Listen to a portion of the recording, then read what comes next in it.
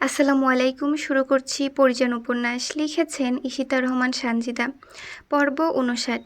সূর্য এখনও দিগন্তে দেখা দেয়নি। সহজে দেখা দিলে দিবে বলে মনে হয় না। কুয়াশাচ্ছন্ন চারিদিক, দূর দূরান্তের কিছুই দেখা যাচ্ছে না। যদিও কার্শিয়াংয়ের শীত দার্জিলিংয়ের মতো তীব্র নয়। এখানকার আবহাওয়া সারা বছরই আরামদায়ক। তবুও আজ যেন কুয়াশার শীত অন্য দিনের তুলনায় একটু বেশি। কাছের কিছু স্পষ্ট দেখা যায় না, ধোঁয়াশা লাগছে সব। প্রকৃতিও যেন অপরূপ সৌন্দর্য ঢেলে দিয়েছে ধরণীতে। সেজন্যই বোধহয় কুয়াশাচ্ছন্ন পৃথিবীকে মোহনীয় লাগছে। ধীর পায়ে সামনে এগিয়ে যাচ্ছে সায়।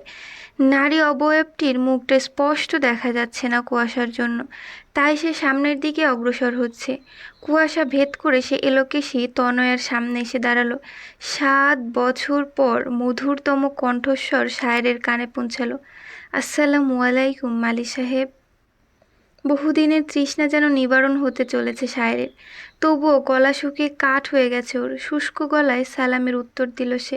ওয়ালাইকুম আসসালাম পরিজান, কেমন আছেন? পরীর এই প্রশ্নের জবাব দিল না সায়ের, উল্টো নিজেই প্রশ্ন করে বসল। আমি কি আপনাকে জড়িয়ে ধরতে পারি? তৃষ্ণায় বুকটা খা খা করছে। শীতকালকেও আমার কাছে তেজস্ক্রিয় চৈত্রের মতো মনে হচ্ছে। দুকদম এগিয়ে এলো পরী। পায়ে তার জুতো নেই। শীতল কাশিয়াংকে সে যেন পরিপূর্ণভাবে আজ উপলব্ধি করতে চাইছে। সায়েরের এই প্রশ্নের পরবর্তীতে সেও প্রশ্ন করে, আমি কি আপনাকে অনুমতি দিতে পারি? পরে মুচকি হাসলো কথাটা বলে। বিপরীতে সায়েরও মুচকি হাসলো, তবে সে খেয়াল করলো তার চোখ ঝাপসা হয়ে আসছে। পরীর চোখের অশ্রুকণা সে দেখতে পেল।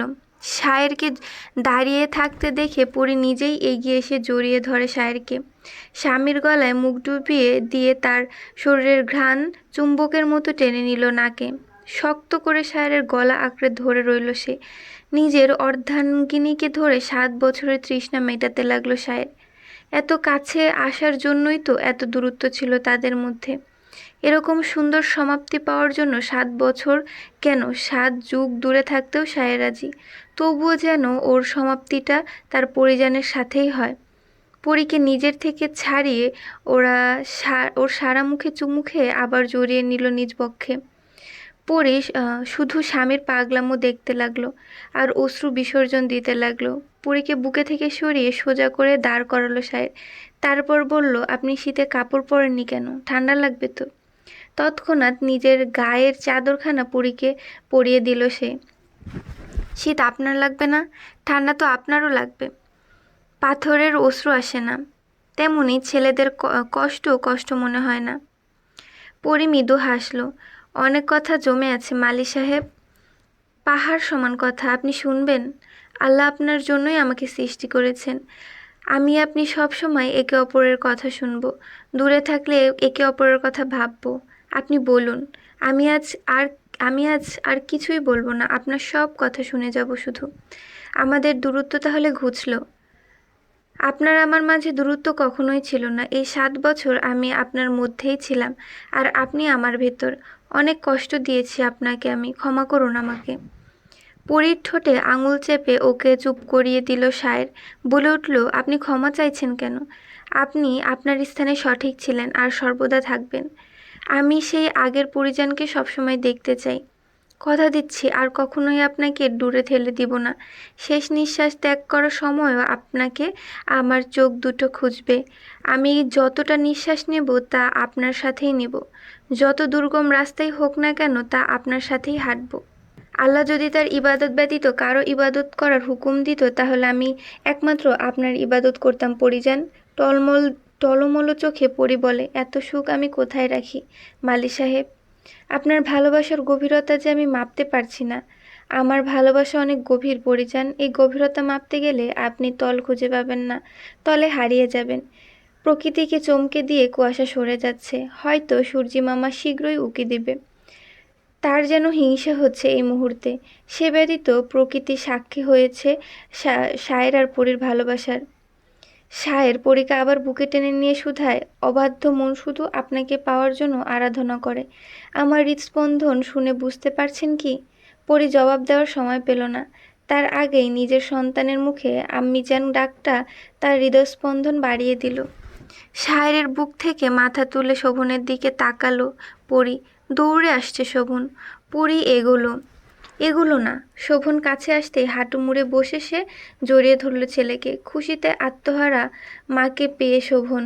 পরি ছেলের কপালে বার কয়েক চুমু খেলো। এর থেকে সুন্দরতম দৃশ্য বোধহয় পৃথিবীতে আর হতেই পারে না। সূর্য ধরণীতে উঁকি দিতে সায়ের, পরি, শোভন সেদিকে তাকালো। এক নতুন দিনের সামিল হলো তিনজন। সাথে নতুন জীবন শুরু করায় দৃঢ় প্রতিজ্ঞাবদ্ধ হলো ওরা। শোভন দু হাতে মায়ের গাল ধরে দেখতে লাগলো মাকে ঠোঁটে হাসি ঝুলিয়ে বলল, আমার আম্মিজানের থেকে সুন্দর নারী এই পৃথিবীতে কেউ নেই। ছেলের কথায় হাসলো পরি। মা ছেলেকে দেখে সায়েরও হাসলো। পরি আর ওর দূরত্ব সায়ের মেনে নিতে পেরেছে, কিন্তু মা ছেলের দূরত্ব মানতে সায়েরের অনেক বেশি কষ্ট হয়েছে। তবে এছাড়া তখন কোনো উপায় ছিল না। নাইম তখন পরির সাথে শোভনকে দিতে রাজি হয়নি। অতটুকু বয়সে শোভনের কষ্ট হতো। পরীরা তখন পালিয়ে এসেছিল বাংলাদেশ থেকে। নৌকা করে পাড়ি দিতে হয়েছিল নদী। বর্ডার পার হতে অনেক কসরত করতে হয়েছে। নাইম তা ভেবেই শোভনকে পরীর সাথে যেতে দেয়নি। সেদিন পরি বারবার অশ্রুসিক্ত নয়নে ছেলেকে দেখছিল। বেশিক্ষণ বুকে জড়িয়ে ধরে রাখতে পারেনি। সময় খুব কম, তাই জীবনসঙ্গী আর সন্তানকে বিদায় দিয়ে পাড়ি জমায় ভারতের কাশিয়াং শহরে। সাথে ওর পরিবারও। তবে সবাই আলাদা আলাদাভাবে বর্ডার পার হয়েছে। পরবর্তীতে সবাই এক হয়েছে। জুম্মান পিকুলকে নিয়ে আগেই সেখানে ছিল। রূপালীকে জমিদার বাড়িতে নিয়ে যাওয়ার আগে জুম্মান আর পিকুলকে সে পাঠিয়ে দেয় কাশিয়াংয়ে। পরবর্তীতে পরীরাও জুম্মানের কাছে চলে আসে। তারপর জুম্মানই পরীর চিকিৎসা করায়। ভারতের চিকিৎসা পরিস্থিতিও অনেক ভালো। ডাক্তার দেখানোর পর তারা পরীকে প্লাস্টিক সার্জারির কথা বলে, এতে সে তাড়াতাড়ি সুস্থ হবে। কিন্তু পরী জানতো এতে ওর চেহারার বেশ পরিবর্তন আসবে। সেজন্য পরী নিজেই নাকচ করে দেয়, থাক না তার পোড়া মুখ। সে তার মালির পরিজন হয়ে বাকি জীবনটুকু কাটিয়ে দিতে পারবে। কিন্তু বোনের সিদ্ধান্ত মেনে নিল না জুম্মান। প্লাস্টিক সার্জারি না করলেও চিকিৎসা চালিয়ে গেল সে। পরে শুধু বিস্মিত নয়নে জুম্মানকে দেখছিল সেদিন। এই কি সেই ছোট্ট জুম্মান যাকে কোলে পিঠে করে বড় করেছে ও? সেই ছোট্ট জুম্মান আজ পরিপূর্ণ যুবকে পরিণত। সবার ভালোবাসায় পরি চিকিৎসার বিফলে যায়নি, দ্রুতই সুস্থ হয়েছে পরি। আঁকাবাঁকা পাহাড়ি রাস্তা দিয়ে বাড়ির পথ ধরেছে পরি। নতুন দিনের নতুন সূচনা। জীবনের সব কিছু আজকে নতুন লাগছে পরীর কাছে। পথ পেরিয়ে বাড়িতে এসে পৌঁছালো ওরা। দরজা খুলল জুম্মান। সায়ের পরীর ভেতরে প্রবেশ করতে জুম্মান বলে উঠল, পরী আপা, তোমার ছেলে ভীষণ চতুর। সুন্দর ভাই বাইরে যেতে সেও ইচ্ছা পোষণ করে তোমার কাছে যাবে। আটকাতে পারলাম কই। ওকে পাহাড়ে নিয়ে যেতেই আমাকে বাড়িতে পাঠিয়ে দিল। শোভন ঠোঁট ফুলে রাগ দেখিয়ে বলে, মা বাবার ছেলের মাঝে অন্য কাউকে আসতে নেই, তা জানো না বুঝি মামা?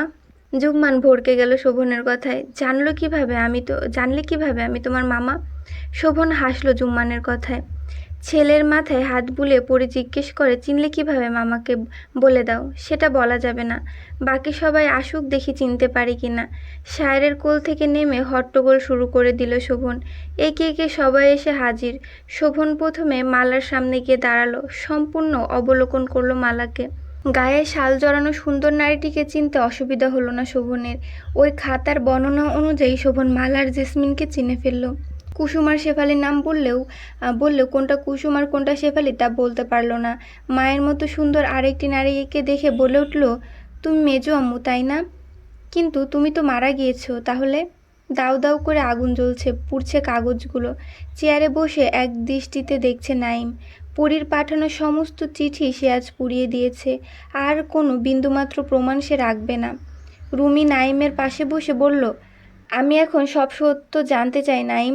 এই চিঠিগুলো পড়ি আমার কাছে পাঠাতো, কিন্তু পরি আর সায়ের এতদিন আলাদা ছিল কেন? পরীর বাবা কাকাকে যদি সায়ের খুন নাই করে থাকে তাহলে কে করলো? পরি? দীর্ঘশ্বাস ফেলে নাইম, কে বলছে পরীর বাবা আর কাকা মারা গেছে? মানে এই বিষয়টা নিয়ে এত কিছু, আর তুই বলছিস ওনারা বেঁচে আছে কিভাবে? তাহলে এত সব নাটকের প্রয়োজন ছিল কি? আর একটু হলেই তো সায়েরের ফাঁসি কার্যকর হয়ে যেত। নাইম হেসে উঠে বলল, সায়েরকে এতটাই বোকা মনে করিস তুই? তোর কি মনে হয় ছোট্ট ছেলেকে ফেলে কি পরি এত সহজে জমিদার বাড়িতে চলে গেল আর কতগুলো মানুষকে খুন করে চলে এলো? সব কিছু কি এতই সহজ? আর সায়েরকে কি পুলিশ গ্রেপ্তার করেছে? না, সায়ের নিজেই ধরা দিয়েছে।